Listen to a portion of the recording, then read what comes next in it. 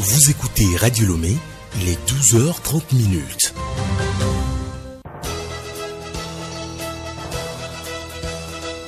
Le journal Hélène Assabi. Bonjour à tous et merci de nous suivre sur Radio Lomé à l'heure du journal.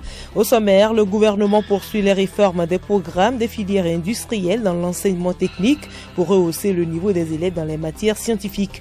Un atelier de validation des programmes révisés est en cours depuis ce matin à Lomé. Un avenir sans les hépatites, c'est le thème de la célébration ce 28 juillet de la Journée internationale de la lutte contre les hépatites. Une conférence de presse a marqué l'événement hier à Lomé. Tentative de résolution de la crise politique au Mali, les chefs d'État de la CEDEAO recommandent la démission des 31 députés contestés et des sanctions contre tous ceux qui essayeront d'entraver le processus de normalisation. Des propositions rejetées par l'opposition qui réclame toujours la démission du président Ibeka. Sport football, l'attaquant de Man City, Kun Aguero, ne pourra pas jouer les huitièmes de finale retour de la Ligue européenne des champions contre Real Madrid. L'Argentin est hors course depuis qu'il s'est blessé au genou en juin dernier. L'information a été confirmée par l'entraîneur de Manchester City.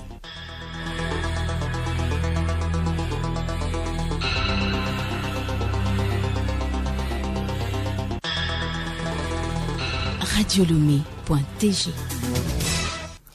Mesdames et messieurs, une fois encore, bonjour. Comment permettre aux bacheliers des filières industrielles de pouvoir poursuivre les études supérieures sans difficulté majeure? La question préoccupe le ministre en charge de l'enseignement technique. Un atelier de validation des programmes révisés est en cours de validation depuis ce mardi à Lomé. Marie-Claire Pagnon.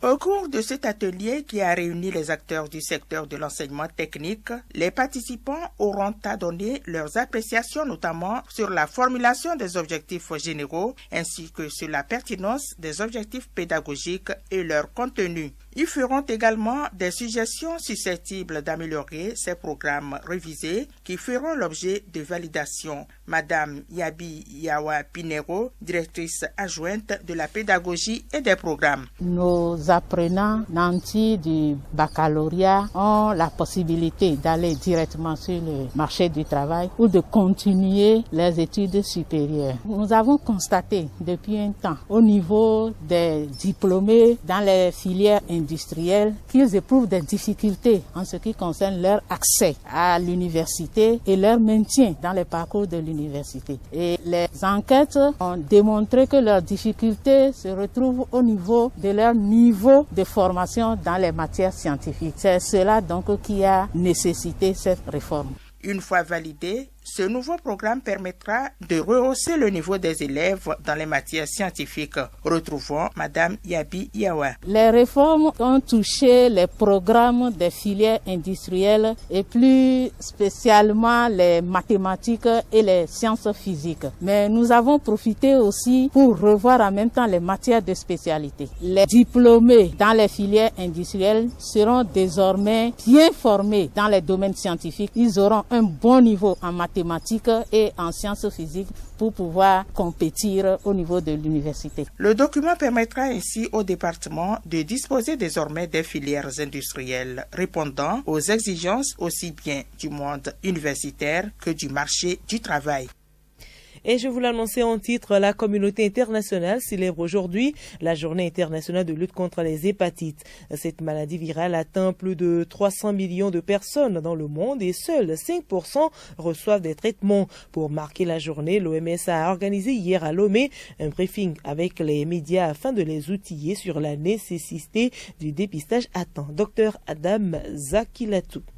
Les hépatites, c'est la maladie du foie, surtout B et C, constitue un réel problème de santé publique. Au Togo, il y a un programme national de lutte contre les hépatites qui vient d'être mis en place en 2019 et qui est intégré au programme national de lutte contre le sida. Nous sommes à la phase de mobilisation des ressources pour faire une analyse situationnelle afin de mieux cerner les contours et proposer un plan stratégique national assorti d'un plan opérationnel.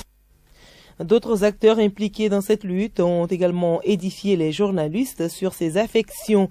La présidente de la Ligue togolaise de lutte contre les hépatites, Kanisopo Diallo, l'hépato-gastro-entérologue, après une présentation sur la prise en charge au Togo, a notifié les défis à relever.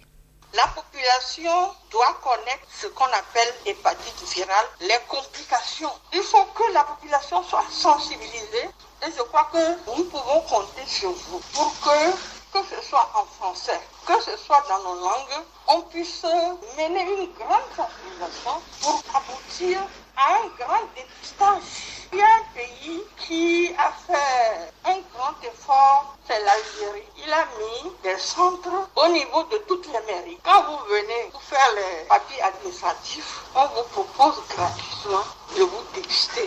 Et quand vous venez prendre votre examen, on vous propose la vaccination. Ça a été un grand succès. Les journalistes ont été invités à s'impliquer davantage dans la sensibilisation sur ces pathologies, beaucoup méconnues du public, dont les conséquences sont souvent drastiques.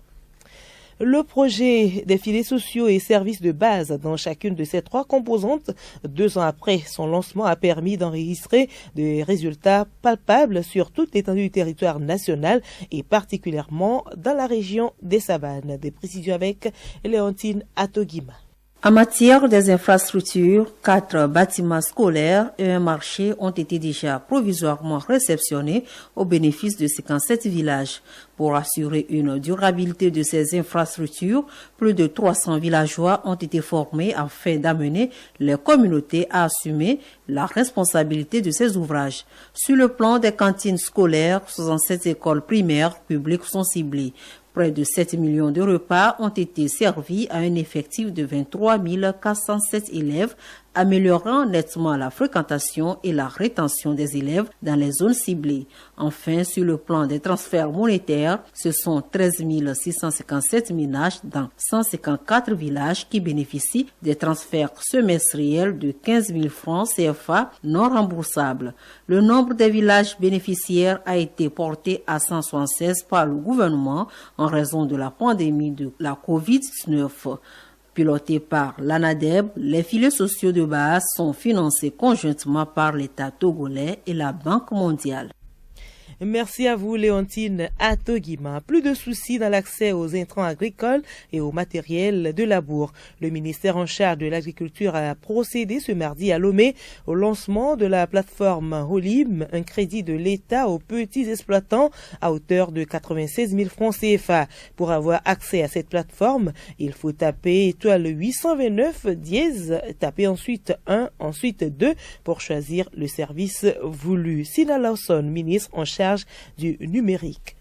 Le ministère de l'Agriculture a saisi le ministère de l'Économie numérique en disant nous voulons faire un prêt, nous voulons prêter de l'argent à des agriculteurs et nous aurions besoin d'un moyen, d'un outil. Et nous avons construit ici en partenariat avec eux. Donc c'est véritablement un projet du ministère de l'Agriculture qui permet d'octroyer aux agriculteurs un prêt avec un taux d'intérêt de 0, sans taux d'intérêt. Donc on parle d'un prêt de 96 000, d'un montant de 96 000 francs CFA. Parole à présent à Koutera Bataka, ministre en charge de l'agriculture.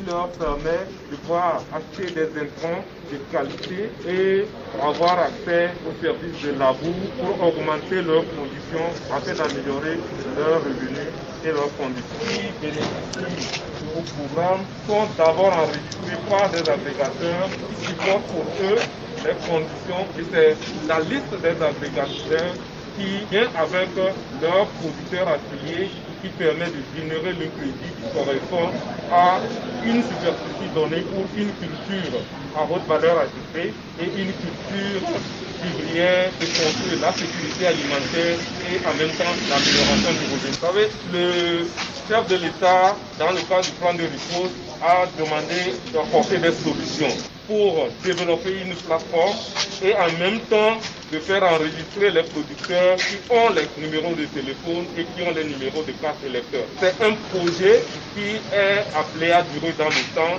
et en lançant aujourd'hui, on va améliorer avec la fin de la campagne agricole et les campagnes à venir. Le programme pourra être mis à ICS avec un ensemble de... Un des producteurs nous livre également ses impressions. Les points nommés permettent de travailler aisément sur le terrain. Donc pour l'instant, nous venons de commencer. C'est à partir de ce lancement que nous allons commencer par utiliser ce programme.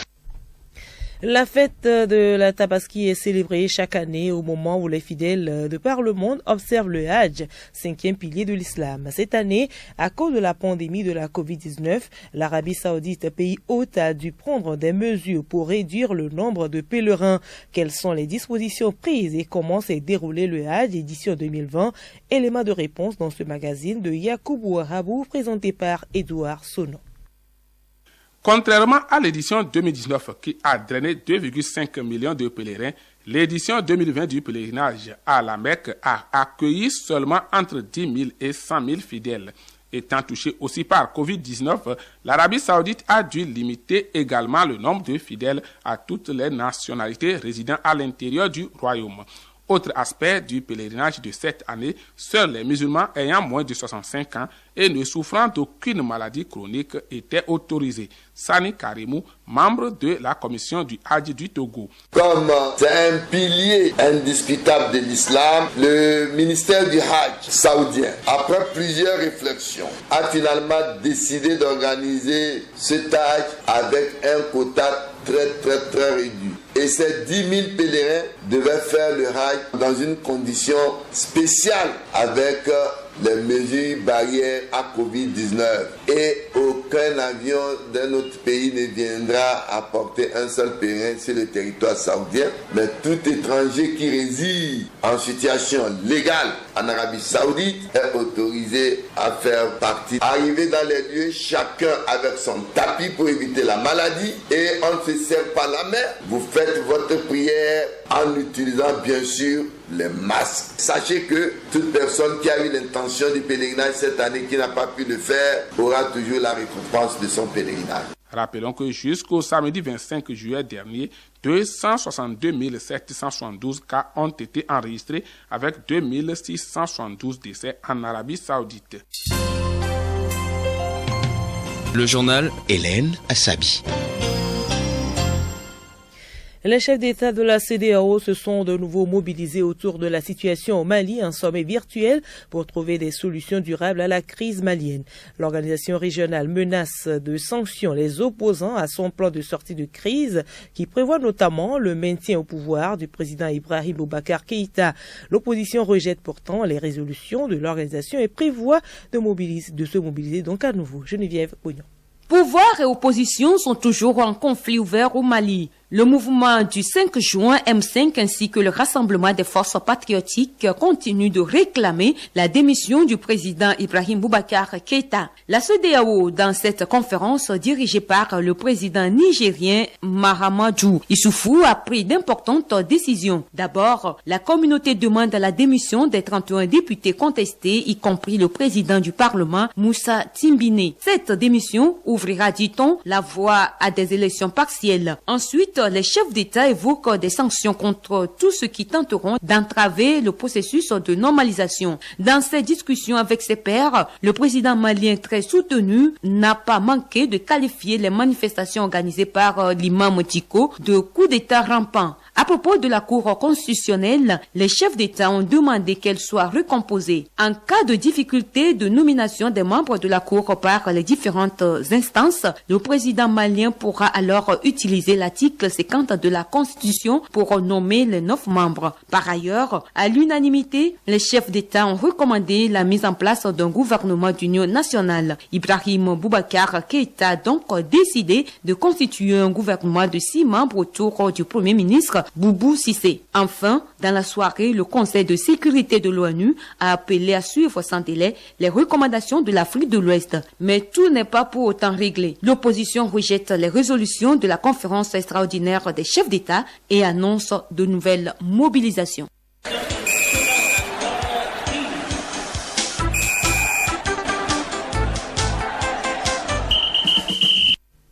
Sport, Ligue européenne des champions, Man City ne pourra pas compter sur son buteur maison, Kun Agüero, pour les 8e de finale pour retour face à Real Madrid. L'information a été confirmée par l'entraîneur des Sky Blue, Pep Guardiola, Henri Ochocho. L'Argentin est hors course depuis qu'il s'est blessé au genou contre Burnley en juin dernier. L'attaquant a récemment intensifié sa récupération après avoir subi une intervention chirurgicale. Pour l'entraîneur Sergio Agüero, opéré fin juin du genou ne serait pas opérationnel. Dossier transfert, Zlatan Ibrahimovic souhaite prolonger d'une année supplémentaire avec AC Milan avant de raccrocher les crampons. Les dirigeants milanais, séduits par le caractère du joueur qui se comporte en véritable leader, pensent le prolonger. Arthur Melo, futur joueur de la Juventus, semble décidé à jouer un vilain tour aux Catalans. Alors qu'il a été conservé jusqu'à la fin de la Ligue des Champions, le milieu de terrain souhaite absolument quitter le navire. Malgré le coup de pression de sa direction, Arthur Melo est décidé à laisser le club catalan derrière lui. Les deux parties sont prêtes à négocier la rupture avec effet immédiat de leur collaboration. Xavi réaffirme son ambition d'entraîner le club catalan. Actuel entraîneur d'Al Saad, Xavi, l'ancien milieu légendaire, souhaite diriger un jour son club de cœur. Actuellement placé à l'isolement après un test positif au Covid-19, Xavi ne perd pas ses ambitions. Mon objectif principal, quand ça pourra se faire, c'est le Barça, a fait savoir Xavi Hernandez. Tennis, le tournoi WTA féminin d'Osaka prévu en novembre prochain est annulé. La faute au coronavirus. Open d'Osaka au Japon, un des plus importants tournois WTA d'Asie, a subi les conséquences du Covid-19. Nous avons essayé d'imaginer un tournoi sans spectateurs, mais nous nous sommes rendus à l'évidence d'une annulation face aux difficultés de pouvoir assurer la sécurité de tous les participants. C'est ce qu'ont indiqué les organisateurs dans un communiqué. C'est un nouveau coup dur pour le sport au Japon après le report à 2021 des JO de Tokyo qui auraient dû s'ouvrir la semaine dernière. Fin de ce journal. Merci à vous qui l'avez suivi. Était à la console technique Robert Dansou, réalisation Florence Agbeya. Rubrique sensibilisation coronavirus à présent. Aujourd'hui, Alice Berthe Barandao traite de la nécessité de port de masque dans ce contexte de la pandémie liée au coronavirus.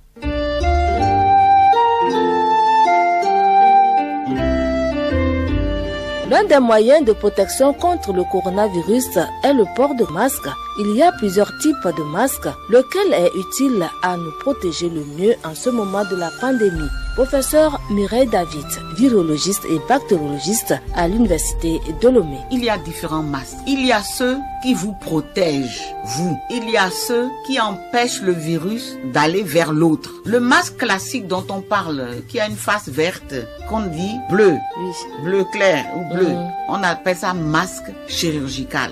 Ce masque-là, il empêche le virus de passer de vous à quelqu'un d'autre. Il empêche, il fait que si vous êtes porteur du virus, vous n'allez pas contaminer l'autre.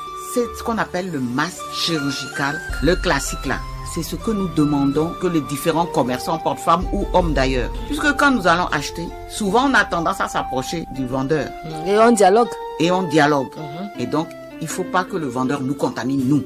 Néanmoins, malgré ce masque, il est fortement recommandé que désormais nous soyons à une distance de au moins 1 mètre, minimum 1 mètre de notre interlocuteur. Si ça peut être 2 mètres même, c'est bon. Si ça peut être 2 mètres, c'est bon. Mais en dessous de 1 mètre, on risque d'être contaminé si lui, il porte le virus.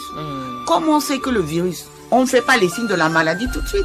Pendant au moins 14 jours, voire 20 jours, on ne va pas faire de signes de maladie. Donc, on ne sait pas qui est qui. Cette personne-là, quand elle s'adresse à moi, si elle est à moins de 1 mètre en tout cas, le mieux, je considère qu'elle doit porter un masque. Maintenant, il y a un autre type de masque en forme de bec de canard. C'est un masque qui est réservé au personnel soignant, pas forcément aux médecins. tous les agents de santé. Puisque eux, pour examiner un malade, ils sont moins de 1 mètre. Oui. Et ils doivent toucher le malade. Ils doivent toucher le malade. Parler avec le malade. Même s'ils portent les gants, ils doivent toucher le malade. À travers les gants, certes, mais ils parlent avec le malade. Donc, ils ne doivent pas être contaminés. Si le personnel soignant est contaminé, qui vous soigne? Vraiment. Donc, c'est pour ça qu'ils utilisent un masque qui a les mailles encore plus fines. Ce masque-là fait que même si quelques virus viennent de la personne que l'on soigne, ça ne vient pas vers la personne soignante. Ça ne nous pénètre pas. Et de même, si nous, on est éventuellement porteur, ça ne passe pas à l'autre. Donc, c'est un masque très spécifique. Alors, professeur Mireille David, votre appréciation sur le masque fabriqué en tissu paille? Voilà la grande discussion à l'heure actuelle. Il a un trou de 15 microns. D'accord? Le virus, c'est 0,15 microns. Donc, ça veut dire que le virus traverse ce masque. Peut-être pas en grande quantité, mais il va traverser ce masque. Virus, c'est virus. Virus, c'est virus. Coronavirus. Maintenant, les masques en tissu, forcément, ils les traversent. Mais, comme disent certains de nos collègues d'Europe, en Afrique, ou bien dans des situations particulières, il vaut mieux ça que rien, mais ce n'est pas une garantie. Ne disons pas que parce que la personne qui est en face porte son masque en tissu, je vais m'approcher de lui. Non. Restons à 1 mètre minimum. Ce que j'ai dit, c'est clair. Quel que soit le type de masque, la meilleure prévention, c'est la distanciation. Rester séparé au minimum avec son interlocuteur plus d'1 mètre. Et là, naturellement, les gouttelettes de crachat ne tomberont pas sur nous pour éventuellement nous contaminer la maladie. Et surtout, lavons-nous régulièrement et constamment les mains à l'eau et au savon.